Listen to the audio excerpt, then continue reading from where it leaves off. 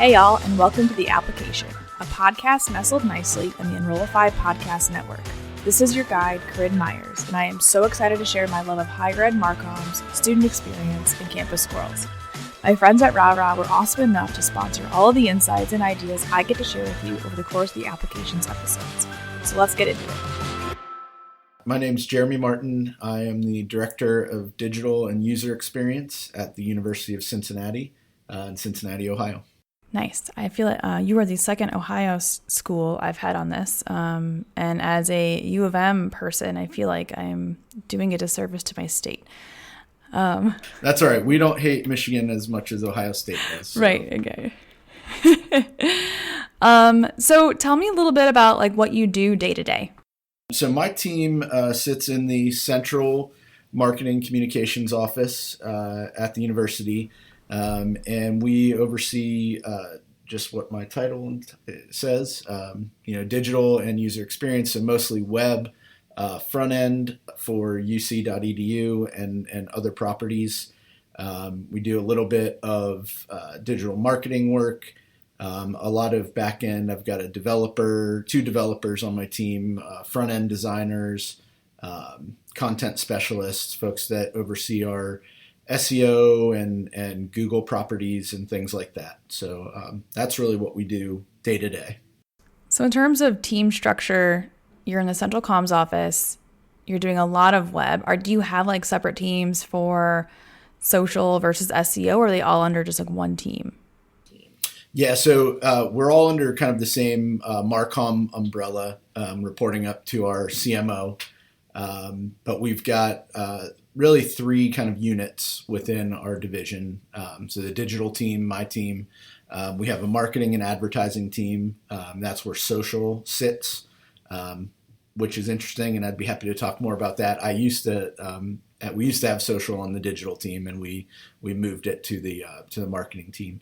And then we have also in marketing and advertising is our creative group. So we have a designer and a photographer, videographer. And then we have a content and media relations team. So they manage all of the external media relations and create a lot of the content for our social channels, our web channels, et cetera. So do you have a web designer on your team or on the team with the creative people? Great question. On my team. So in the last probably 3 or 4 years, our design teams have really started to work more together. Historically, and I don't think we're super unique in the higher ed landscape. Historically, we had a designer who did brochures and marketing pieces, print pieces, and then if there was any digital, we ended up kind of retrofitting the print pieces into digital. Design within my team.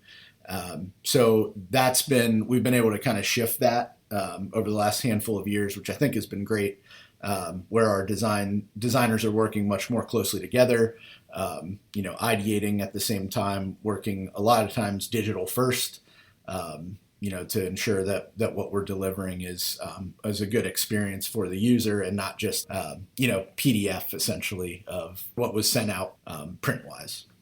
And let's talk about the social team movement. So it was under web or digital, I guess, a digital team, and they've moved to the advertising team.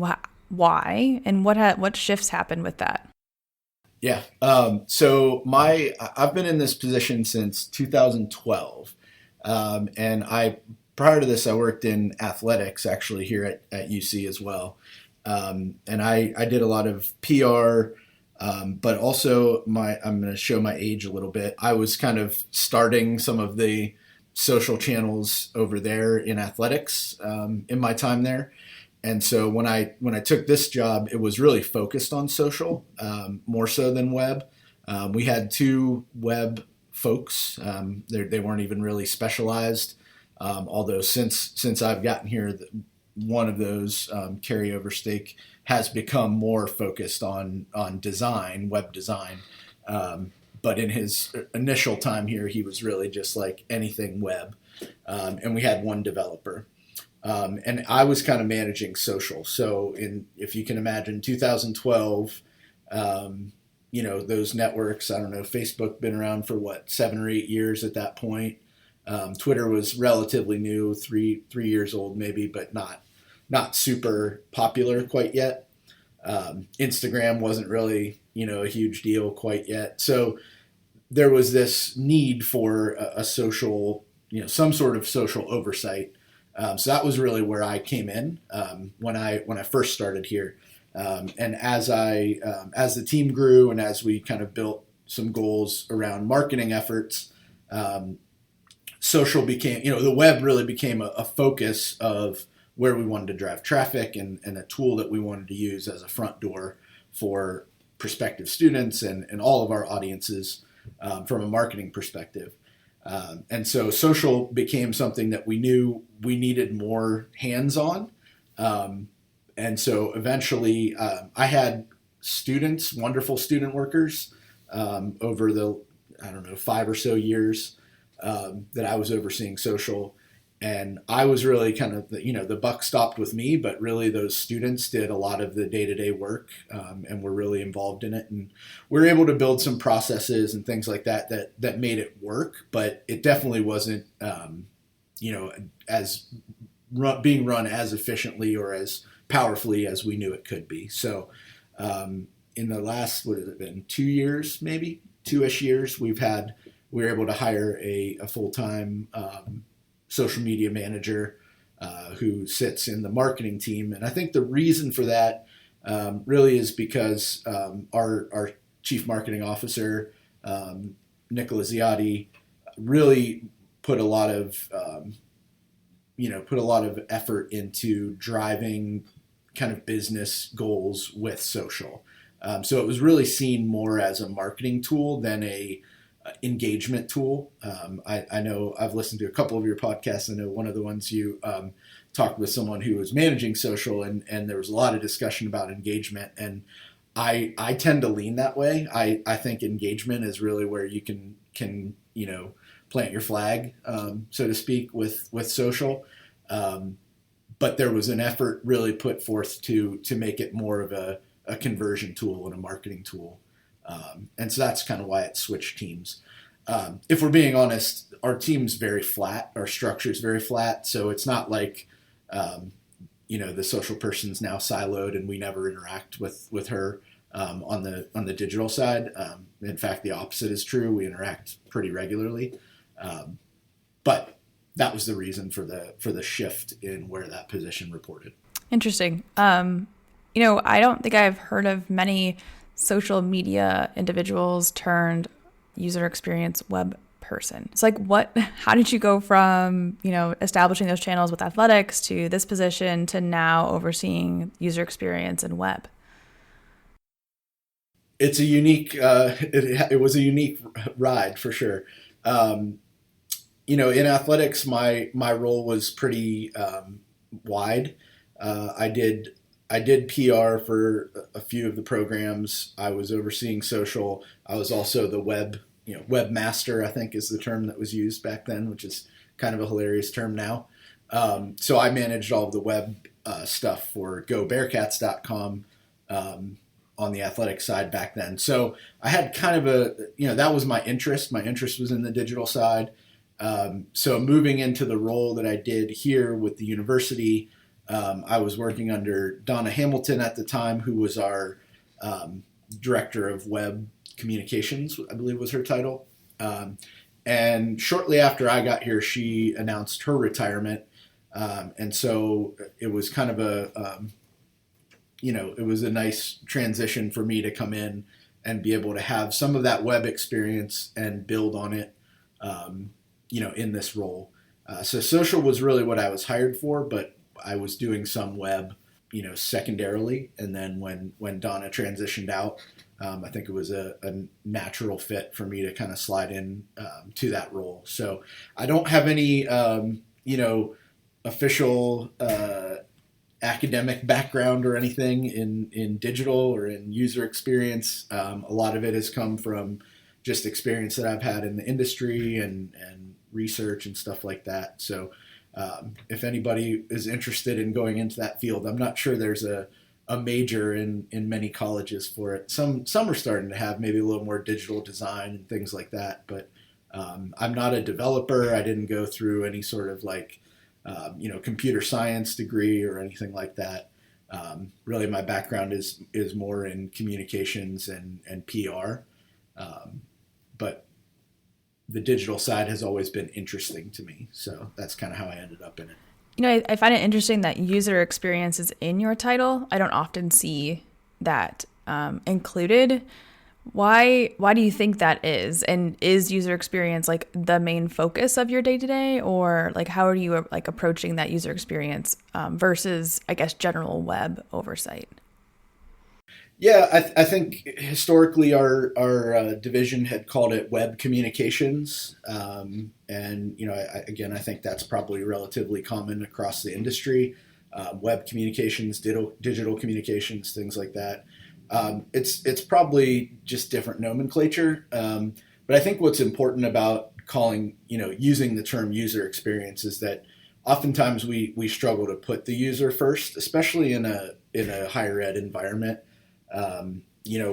With all of the different deans and department heads and faculty members that are involved, you often can get stuck in the slog of like how to get something done. And what we've found over the years anyway is, if we're able to put our user first and do testing and have research behind reasons that we're making, taking action on things, that can go a long way versus just trying to be, hey, we're the central Marcom team and this is the way we think it should be done.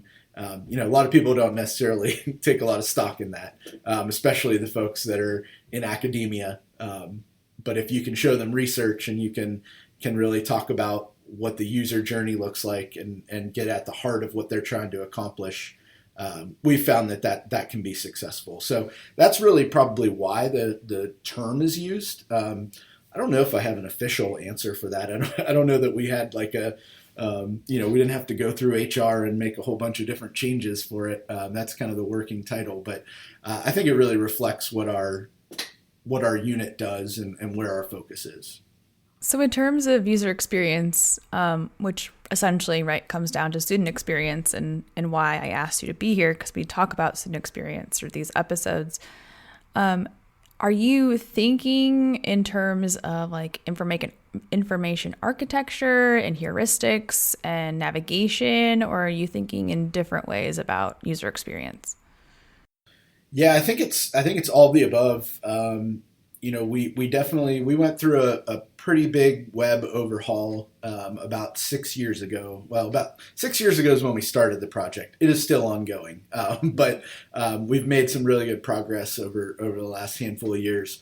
And that was one of the, if I go back to my time when I started here in 2012, one of the things that our relatively small team did at that time was, put together just kind of a SWOT analysis and some goals and things that we felt like we wanted to accomplish. We did not have a CMO at the time. So when Nicola, our current CMO, started, we were able to kind of present this document and say like, look, these are the things we want to do. Now, with any leadership change or new leader, that person's always looking to put their stamp on the division, on the things that we accomplish. And I'd like to think that, some forethought on our side helped her make some of those decisions. So that was definitely one of the things that we looked at was like our webs, as a whole, the ecosystem is a mess. One of the things I like to do back in the day was, whenever I was in meetings with folks that were complaining about their site or whatever, we could pull up, in different tabs, all of the different college sites, and not a single one was similar. Not even that they weren't the same, like they were just completely different experiences. So architecture, navigation, all the things you said were just completely different. You would not know that you were at the University of Cincinnati going from the homepage to the College of Arts and Sciences to the College of Engineering, right? They were just all completely different experiences. So that was really something that we focused on early on in my tenure and in our CMO's tenure, was to dive into that project. And again, anyone in higher ed can tell you that's like a death project, right? Like trying to pull all these different colleges with all these different types of leadership. We're a dean-centric model here. So, each of those colleges kind of has their own fiefdom a little bit, manages themselves differently. And so anytime you go into a meeting, if I would meet with like the Council of Deans and say, all right, everybody, we're going to build one, cohesive website, you'd just get laughed out of the room. And so we really had to figure out how to best go about that. So a lot of it started with information architecture work, some testing, some discovery, user testing, card sorting, working with all these different units to just understand really what they were trying to accomplish. And at the end of the day, everybody, as different as they are, they're all trying to accomplish the same thing. And it really comes down to two pillars, and that's recruitment. They want students, they want better students, they want more students, and then reputation management, right? We want to look good. We want people to know that we're one of the top, 100 colleges in the country. We have some great programs here. We hang our hat on co-op, which is something we invented, 100 plus years ago. And so despite the fact that you have these different groups and they have differing and sometimes competing priorities, at the end of the day, you could get them to understand that they're still trying to do the same things. And so if we can make it as easy as possible for your users, again, whether those users be prospective students for recruitment purposes, business leaders, alumni, whoever for reputation purposes, if we can get them to take the actions we want in the easiest possible way, that would be a success. So that's kind of how we started with it. I think that answered your question, hopefully. The link between student engagement and student success is clear. The more actively engaged students are, the more likely they are to learn, stick with their studies through to graduation, and attain their academic goals. Most higher ed institutions understand that link now better than ever, and yet in the last year, graduation rates are down 6%, retention is down 15%, and co-curricular engagement is down from 59% to 57%. Students cite struggles finding the right resource at the right time to feel engaged on their own terms, as well as an increasing level of mental health challenges and anxiety as some of the biggest barriers to engagement. That's where RAW comes in. RAW student engagement and success technology makes it easier for your students to engage with information, services, resources, and tools they need every day than a single app. Whether it's booking time with their advisor, signing up for an event or club, or learning more about financial literacy as a college student, with RAW there's no more searching around various websites, social media pages, or looking through email inboxes. It's all within the RAW app. Even better, over time, the app will learn what is most relevant to your students and will push those resources first, similar to a Netflix experience. I actually downloaded RAW on my phone myself and got to try it out. Super cool. It did. Great curated content, and a great way really to make it a one-stop shop. Essentially, we all know website revamp tend to be is like you said. It's like start making student experience like the center of everything you do by visiting rawrawlife.com. Something as easy and simple as Common Nav. When, like you mentioned, they believe that there are competing priorities, and there might be some of those, but finding those commonalities, like you said, with students and rankings and reputation, and maybe then some donor relationship building. So if you had to tell another higher ed professional who's going through this process how to navigate the politics of faculty versus best practices versus all the chefs in the kitchen, do you have any sort of tips and tricks that you've learned to navigate that political landscape? Yeah, I think the number one thing I've learned is data is really going to be your best friend, right? Because if you go into a Council of Deans meeting and say, hey, I'm with the Central Marcom office and we want to do this project, hope you all join on. They're not going to, right? Again, you'll get laughed out of the room. But if you go in with a data-focused approach, and you can back up the claims that you're making, and you can show all these decision makers that, hey, these are your users, and this is what they want to see, and this is how we propose we have them see that. You're going to be much more successful. I know that sounds simplistic. It is absolutely not. I mean, it's a lot of work, and as I said initially, we are 6+ years in. We started that project. I think we did the RFP in 2015, so it's almost 7 years probably. And we do have, the good news is there are only like a handful of smaller sites out there that are still kind of stragglers that have not been refreshed. But we're also at the point now where we're 6 or 7 years in for some of those sites that we did at the beginning that they need it again, right? We went through the process, they followed along, they did all the work, they did everything they needed to do, and then we stopped holding their hands, and then it becomes an immediate issue again, right? When left to their own devices, it's hard for a user in, let's say the College of Engineering, to make the argument to their dean that they don't need a dean's corner on their, homepage. I can make that argument, and I don't have a problem having the conversation with the dean and being the bad guy. So I've said that through this process all along. I've taken my share of slings and arrows. I've stood in front of, every group you can stand in front of, from the Council of Deans, President's Cabinet, IT Council, Alumni Foundation Board, all these different folks, and walk through this project, and answered some good questions and some really dumb questions, and just kind of been the buffer as much as possible for those folks who actually have to do the work at the college or unit level. So really, I guess my answer to that question would be the data side of it is really important. Any testing you can do, any sort of discovery and documentation you can have when you're trying to have these conversations with decision makers can only help you. So when you got buy-in, and we're looking at optimizations you could do, not just obviously look and feel, but through the lens of that student's journey and experience through your website, were there like must-haves or must-changes you were looking at in terms of, again, user experience? Yeah, I think what was interesting to me was one of the major things we found out working through the vendor that won our RFP when we did a lot of the research was, the program finder, the ease of being able to find, do you have the program that I'm interested in?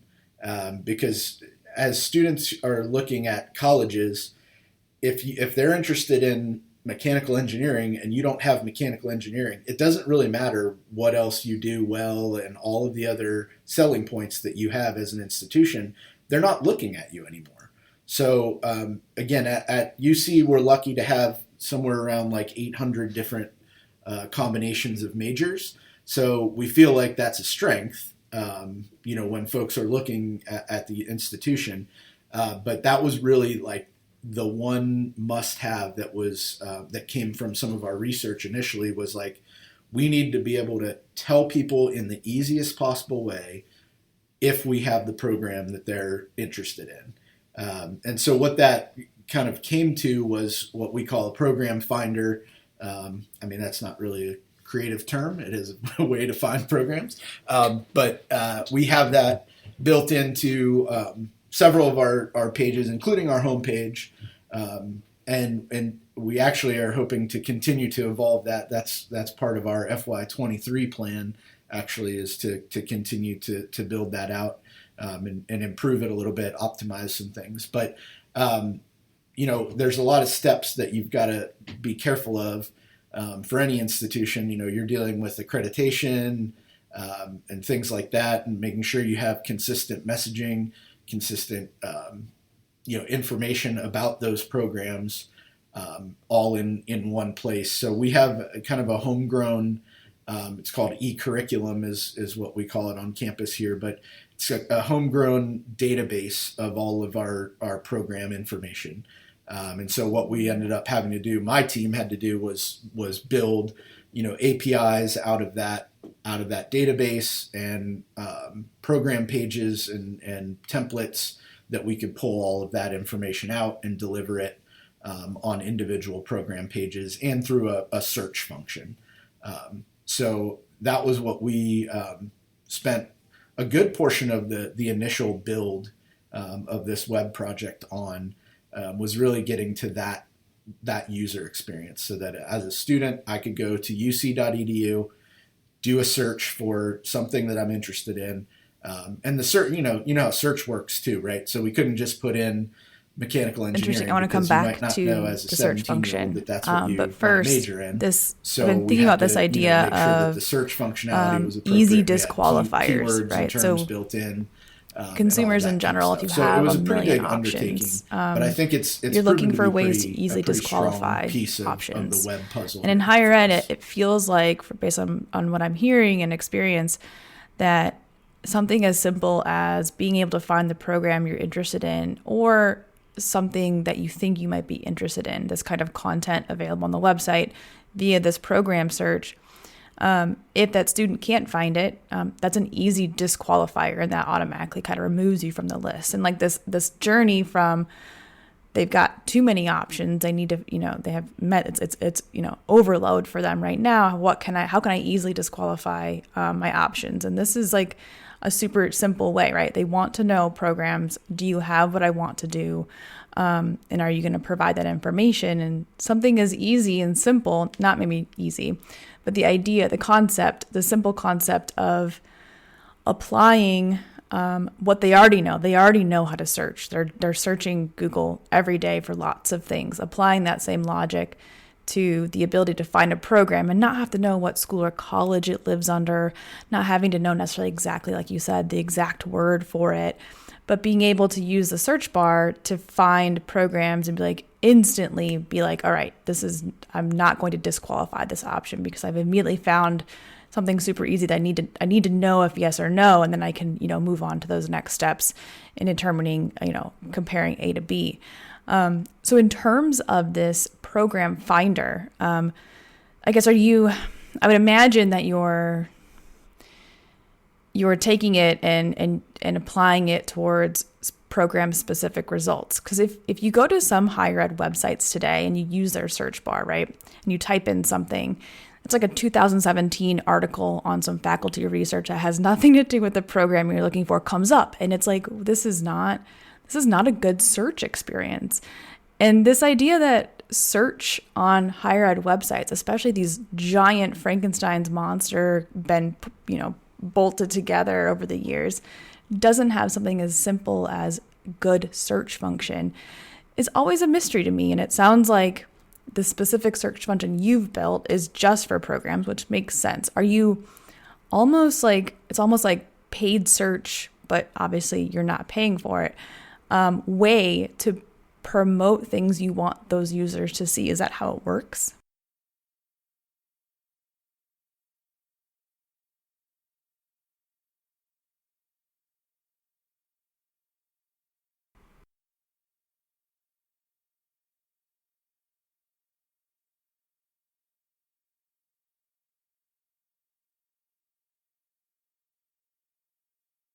Yeah, to a degree. I think we still struggle with the site search, to your point, because all higher ed sites, right, are these Frankensteins that are bolted together. That's a great analogy. We've done, a lot of our work, again, initially with this project was to clean that up as much as we could. We got rid of a lot of, one of the things we did was cut probably 40% of our weight in pages across all of our colleges and units and everything. In fact, I'd have to pull it up, but I've got a giant spreadsheet that we had built out for this project, and I think 50% actually was our goal, to cut 50% of each site's size. And so we had all these different columns, total number of pages, and then total number of pages as a as a goal with a 50% cut. And we didn't get there, but I think the idea was there, and folks could visualize it then as they were looking. And everything you said about search is 100% right. And so we were able to use that for those folks as they're trying to refresh their sites, saying, look, if you want people to find the information about your program, your college, your degree, whatever it is, here's a provost message from 2004 that shows up prior to your page showing up. So let's get rid of all that stuff, and it will kind of self-optimize a little bit, right? I want to go back to, I think the search is very important, but I think another piece that when you're talking about the disqualifiers, that's another great term. One of the things that we really focused on was, as a consumer, and especially we know audiences now, the student audiences, they're digital natives, right? They've grown up with technology. They have a computer in their pocket at all times. We need to make sure that our experience matches that and that expectation. And again, that's sometimes a challenge when you are trying to match the expectation of a dean or assistant dean or department head versus a 16-year-old. There can be some dissonance there, right? And so we really focused on mobile friendly, mobile first, quick page load times. There's no such thing as above the fold. Folks in this generation now, moving backwards. I sound like an old person, but the younger generation, they're used to scrolling. They know that they're going to get on their phone and scroll. So I don't have to have everything on that initial load before they scroll on their iPhone. They're going to scroll down anyway. So how do you best present the things that you want them to see without trying to jam everything, quote unquote, above the fold? So that was a big piece of that, and I do believe that is a disqualifier as well. As a consumer myself, that's a super good point. I mean, you've seen there's research out there. I think it was Amazon or some large e-commerce business that improved load times by like 1.3 seconds and saw millions of dollars in revenue come back just because of that's that load something time. that we looked the expectation at. I didn't want to miss that when instant. You said the disqualifiers. We instantly need it to load, otherwise we're like bye, and we're not coming back. And it's only going to get worse with the younger generations, right? So my children, my 9-year-old who knows no world, before the internet or phone, but also doesn't know a world where her parents also didn't have that technology, that access. And we were always getting faster and better with user experiences. And so we talk about in past episodes, the expectations of users is influenced by all their interactions with other brands. So if Amazon is getting their packages to you in 2 days, we now expect other brands to get the packages to us in 2 days. And so that applies to higher ed websites.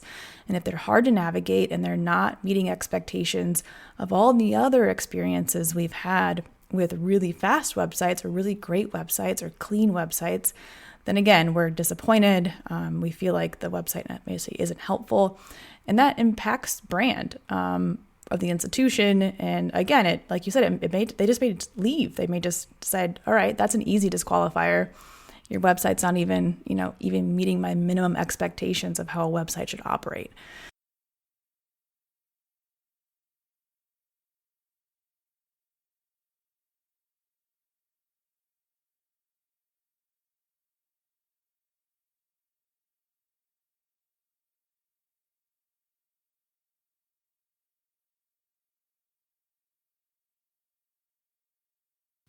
Yeah, I think it's a great point. And I'll use Netflix as our example. And this is maybe taking the next step, but we've talked a lot about Netflix and like personalization and being able to build your own experience and tell that website what you want, and that website will then give you what you want, right? So I think Amazon is another good example. But we don't necessarily use algorithms. We're not quite at that point where we're, guessing at what people want based on their actions. But I think that's probably what's coming next, honestly. As the technology starts to be more readily available and not only to those, Netflixes and Amazons of the world. That's really, I mentioned FY23 goals before. It's another one of ours moving forward is more personalization, and especially when we, a good example of that is, again, talking about the program finders. As a user comes into that program page, let's just put a little scenario on the table. You're interested in mechanical engineering. I'm going to keep using that example because I used it earlier. But if you're interested in mechanical engineering and you do a Google search, because that's what you do, you're not going to go to uc.edu. You're going to Google search first. And you find, okay, Cincinnati has a great mechanical engineering program. I want to learn more. You click on that link and you're taken to the program page. And that program page has information about the program. And then it also has a call to action button that says learn more. Okay, I want to learn more. So if you click on that learn more button, your expectation as a user is, I'm going to learn more about mechanical engineering by clicking on this button. Again, I don't think we're alone in this fight, but across the higher ed landscape, I think the experience that you actually get by clicking on that learn more button is to fill out a big long form for the admissions team that asks you, what program are you interested in? Well, I searched mechanical engineering. I landed on a Google search result page that said University of Cincinnati Mechanical Engineering. I clicked that link. I went to your page. I spent some amount of time on that mechanical engineering page, and I chose to take the next step where I'm contacting you to get more information about mechanical engineering. And then your question for me is, what are you interested in? Like, that's not a good experience, right? We're adding friction to an experience that should not be full of friction. So especially at an institution like ours, I'm sure it's the same at a lot of others, but we have, I mentioned, something like 800 different major options. So how do you personalize 800 different paths, and how do you make that work at scale on a higher ed budget and on a higher ed, with higher ed staff members? That's our challenge kind of moving forward. Fair, we have yes. some things in the works. We're working through some challenges and some options there. But that's the experience that's expected, right? If, as you're saying, your 9-year-old who's probably never seen a commercial, probably because you only watch, right? Like, yeah. So like, how do you move from that analog expectation to this digital expectation of, I want to tell you what I'm interested in, and you should give me that thing. It shouldn't be that hard. We have so many ways to capture this data without having to make it difficult for the user. So that's what gets me excited. If you can't tell, my voice raised a little bit there as I started talking about it. My 9-year-old, I think, has seen 3 commercials in her whole life. That's the kind of stuff. And all 3 times it was like the world was ending. It was so annoying and just an inconvenience to her. It's higher ed, so that's how it works. We pay for Hulu Prime and Netflix, and but it doesn't mean it's less commercial. exciting. What's that? Now I've seen a couple commercials. I also that's don't. An exciting part. We cut cable, so I also stream, and I haven't seen a commercial in a long time. And now I'm like seeing commercials every once in a while. I'm like, man, that's awful. Like, they're just like selling the I know, right? They're selling the hell out of this Barbie, and I'm like, I'm a little upset too.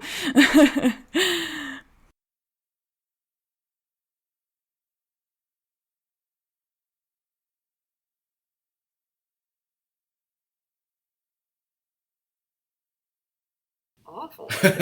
How did we ever live through this, right?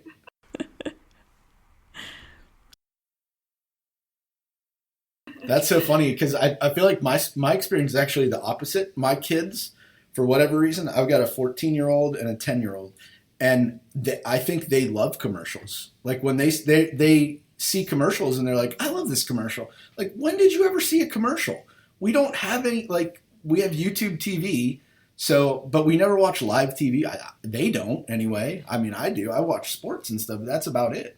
So there's no opportunities for them to see commercials, and yet they're like walking around the house humming a, I don't know, jingle from something. And I'm like, where did you even hear that? So that's interesting that you had kind of the opposite, that she was upset with commercials. Hey y'all, Zach here from Enrollify. If you like this podcast, chances are you'll like other Enrollify shows too. Our podcast network is growing by the month, and we've got a plethora of marketing, admissions, and higher ed technology shows that are jam-packed with stories, ideas, and frameworks that are all designed to empower you to become a better higher ed professional. Our shows feature a selection of the industry's best as your hosts. Learn from Mickey Baines, Jeremy Tears, Jaime Hunt, Corinne Myers, Jaime Gleason, and many, many more. You can learn more about the Enrollify Podcast Network at podcasts.enrollify.org. Our shows help higher ed marketers and admissions professionals find their next big idea. Find yours at podcasts.enrollify.org. You wonder with the lack of commercials that maybe they'll become more, that they'll convert more people because they're like now this like, yeah, exactly. Because like we haven't seen them. We became numb to them because there were so many, and now we haven't seen them for a long time. Now maybe they'll become, better at performance. Yeah, it's like bell bottoms, right? Everything comes in and out of fashion. Right. So going back to this idea of personalization, and this Zach and I on a different episode talked about this a little bit, and the idea of how other websites, they have you log in and all your information is saved and your preferences and things like that. Whereas, higher ed doesn't necessarily do that until you're already kind of in either have applied or enrolled or super far down the funnel.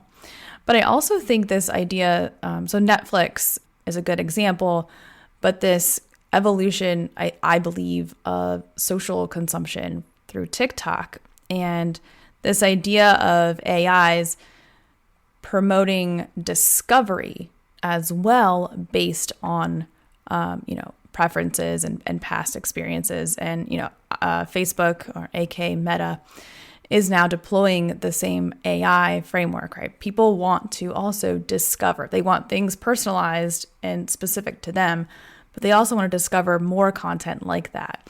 And so this idea of social changing the way we consume social content, and then this idea of personalization on websites. And in the very basic form, this is at the end of an article, finding you may also want to read these following articles.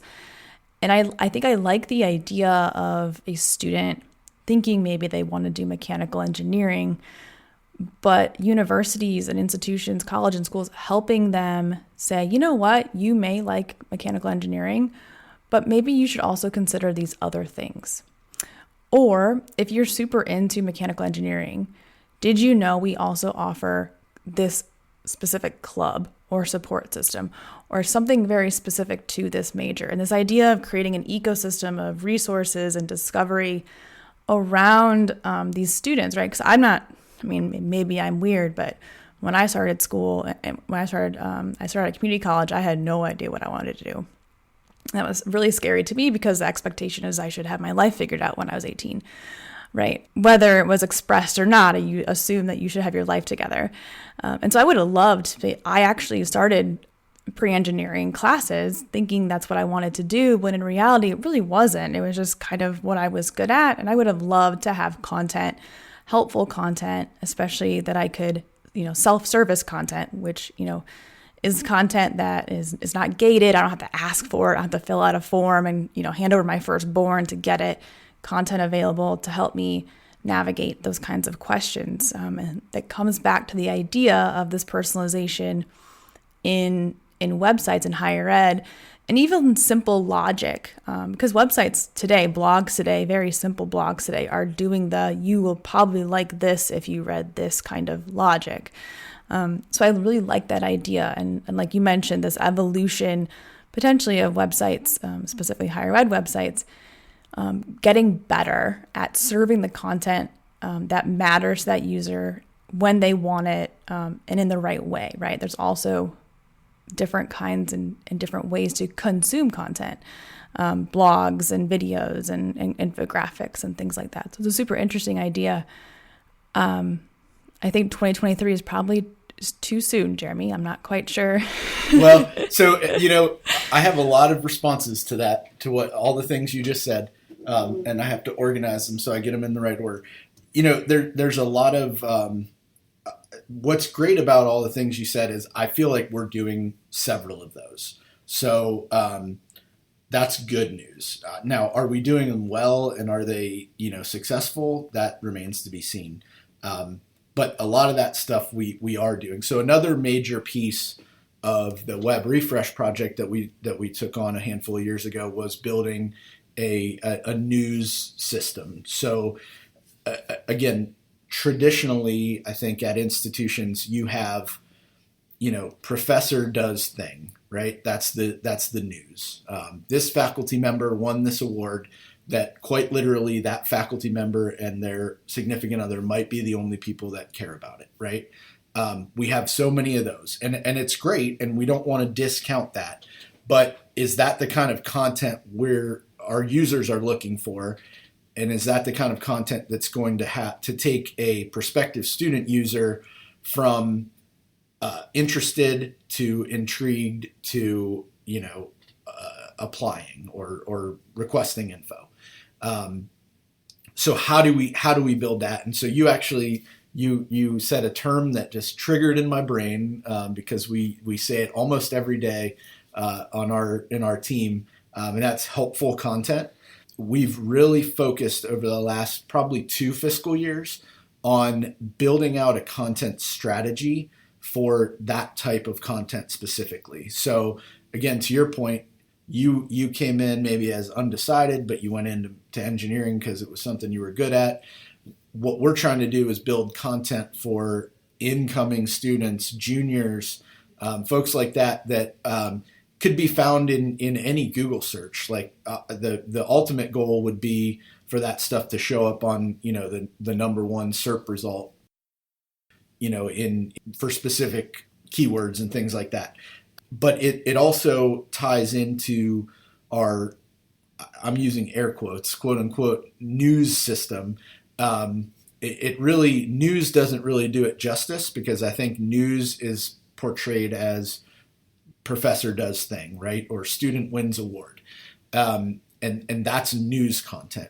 But we also have this other content that can be helpful. It can show you what is available to you at the University of Cincinnati. It can show you processes that may or may not involve the University of Cincinnati. How to fill out your FAFSA form. 5 tips on writing a killer college essay, right? Things like that even that title sounds like something you would see at the bottom of a Huffington Post article, right? It's like, those are the kinds of things that you see via Outbrain and all of those content distribution channels. But we want to build those organically and focus on SEO and focus on keywords and really try to build a stable of that type of content so that our users find us, right? They find us organically and then can take that journey with us, whether they apply here or not. Obviously, we want them to apply here. We want them to become students at the university.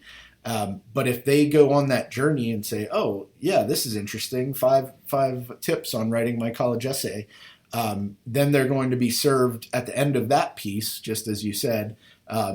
You may also be interested in, what to pack for your first college trip or whatever. And so those pieces kind of build on each other. And yeah, obviously we have some marketing, built in there. We have RFI forms so that hopefully we can get those folks into our funnel somewhere and send them more direct marketing messaging. But the typical student now, speaking of coming full circle on advertising, they know what a Google ad is. They know what an ad is. When they're on a website, they can sniff that stuff out. So we've actually done a fair amount of testing on some of that stuff with prospective student groups, and we found that they're not interested in clicking on an ad. They're interested in being served content that's interesting to them, right? And so that aligns with, I think, everything you just said about the personalization and the Facebook approach to things and the Netflix approach to things. I don't want to click on an ad. I know that's an ad. I know it's promoted. I know somebody's trying to sell me a product or an experience. I don't want that. I want to go through it organically and find the thing that I'm interested in. So that's really, I think, another major approach that we're trying to take. It's been a challenge. I think, again, if you think about the dissonance between 16, 17-year-old prospective student digital native to, director, department head, dean, probably 50, 60, not a digital native. How do you reconcile the two and say, look, this is really the right approach? Well, are we okay with, information security, and how do we can't get stuck, Facebook is crazy. That's too much information. We can't steal their identities and all this kind of, okay, well, there's a middle ground, right? There's somewhere in the middle where we're not stalking these folks, but we have, things at our disposal that we can leverage to get in front of them. So we are using a tool through our vendor that basically is just kind of a user cookie. I mean, that's probably the best way to put it, on our site. And so we're creating these profiles on users based on IP address and that kind of stuff. And we can see what kind of actions they're taking, what they're looking at, how long they're spending on certain pages. And then there is kind of an algorithm. I'm not gonna go as far as calling it an AI, but an algorithm on the back end of that tool that creates a score and a kind of a user identifier for that individual, and says, okay, this person has spent X amount of time on admissions type pages, so we can bucket them as a prospective student. And so we start to bucket the users up. And then we've actually been able to integrate that data with our instance of Slate, which is our CRM. And we can then take that data from one to the other and really build out useful profiles on what a user has done on the site. And then once they fill out a form, we can attach a name and interests and all the things that they actually give us to that, and put the two together and really build out a robust kind of identifier of that person. So yeah, all those things you said, I think you're 100% right. We're all working in that direction. None of us have the Facebook money, right, to have hundreds and hundreds of developers working on this every day. But we're getting there, and I really do think that's the direction that everybody's going to be in the next handful of years from a higher ed space, because it's so competitive. We know the demographics of college age students across the country, and so trying to recruit those students to your institution is just getting more and more difficult. And those are the institutions that are doing that well are probably the ones that are going to be successful. Kind of a final thought before we wrap up here. The idea of creating content, like you said, 5 steps to filling out FAFSA for what you should pack for a campus trip. And this idea of overly helpful content that is not necessarily going to always lead to an application, but helps the audience's affinity audience, essentially, right? An audience that's larger than the core audience you're going after, and has potential, but maybe nothing ever comes of it potentially. And this idea that it's a brand experience that you're creating here, because I assume that most institutions, higher ed institutions, have some sort of brand promise or pillar or whatever that says we want to make education more accessible, and we want to ensure students are, academic, that they excel academically, that kind of stuff. And to create content that does that. It helps facilitate those goals as a brand, and you put your brand on that content. You are creating your brand, right? Because brand lives in the heads of consumers. You don't really necessarily get to control what your brand is. All you can do is influence the expectations and experiences that people have with your brand. And so this idea of overly helpful content that doesn't necessarily lead to an application, but does help facilitate those pillars you're trying to communicate and uphold and live by is such an interesting concept. And it's not new to outside of higher ed, right? HubSpot does this all the time. They write loads and loads of content, super helpful.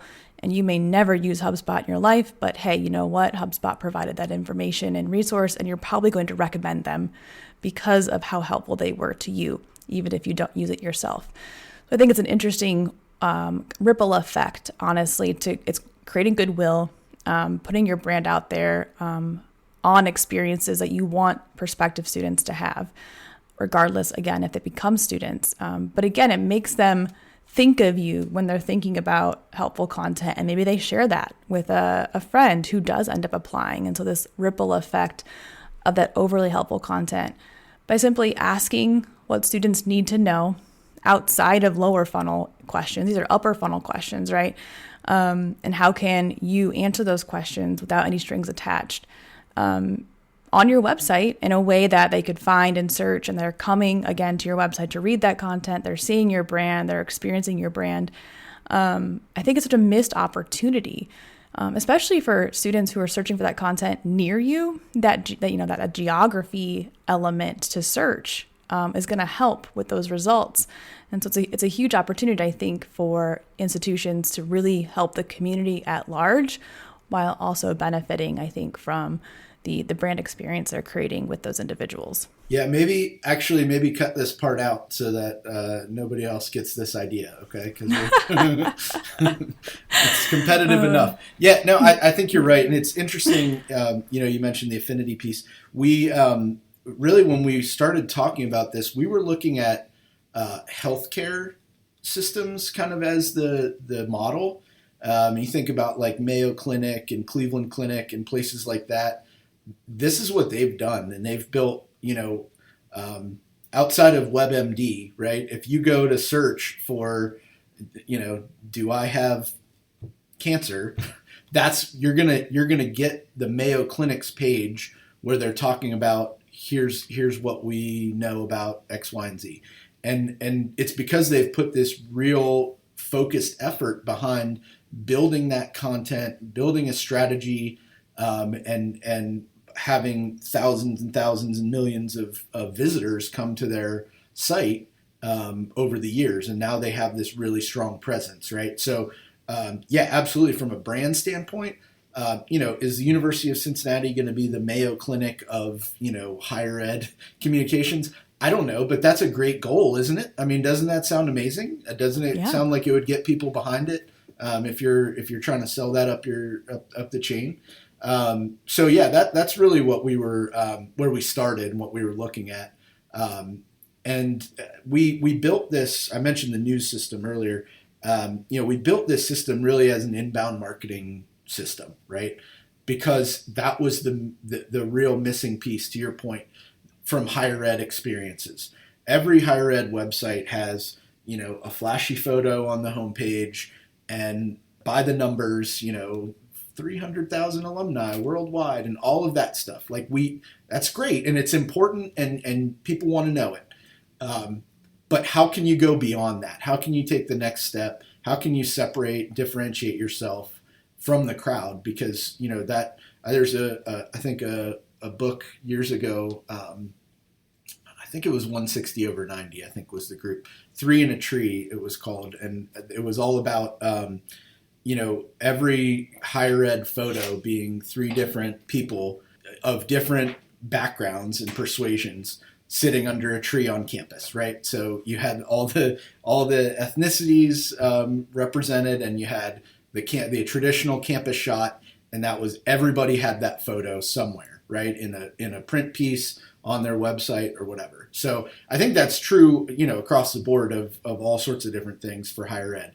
there's not a lot of difference between institution to institution if you're a prospective student. But as an institution, how do you create that difference, and how do you make a prospective student say, that sounds like an interesting place, I'd like to learn more? That's the challenge we probably all face. Absolutely. That's so funny. Yeah, they all have, white coats and beakers and lab coats and the hero video, right? They all look the same.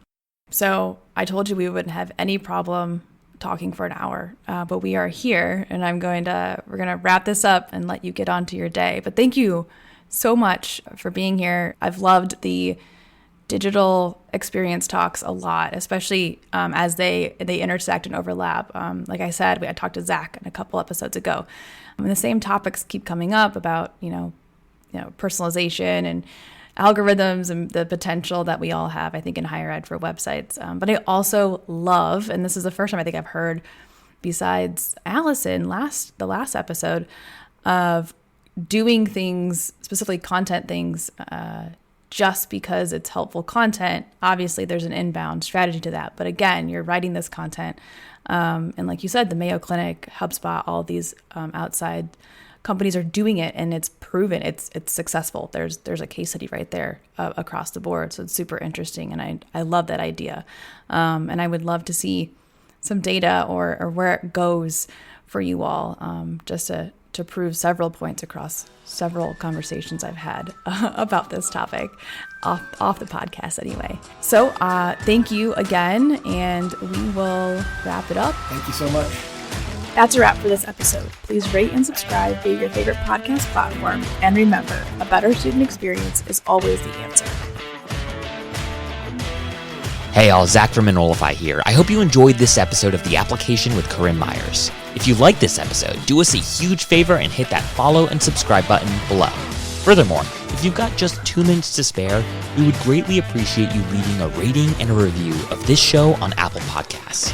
Our podcast network is growing by the month, and we've got a plethora of marketing, admissions, and higher ed technology shows that are jam-packed with stories, ideas, and frameworks that are all designed to empower you to become a better higher ed professional.